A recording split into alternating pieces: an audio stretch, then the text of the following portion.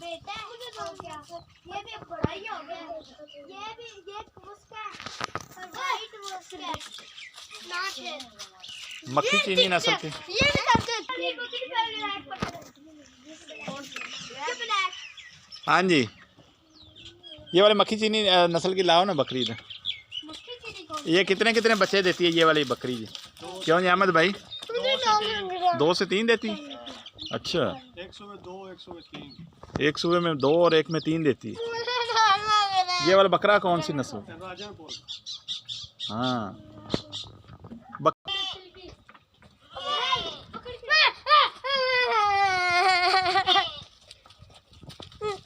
हाँ जी, ये वाली बकरी इधर दिखाओ जरा। साहिवाल नस्ल की। हाँ जी, मक्खी जी नहीं।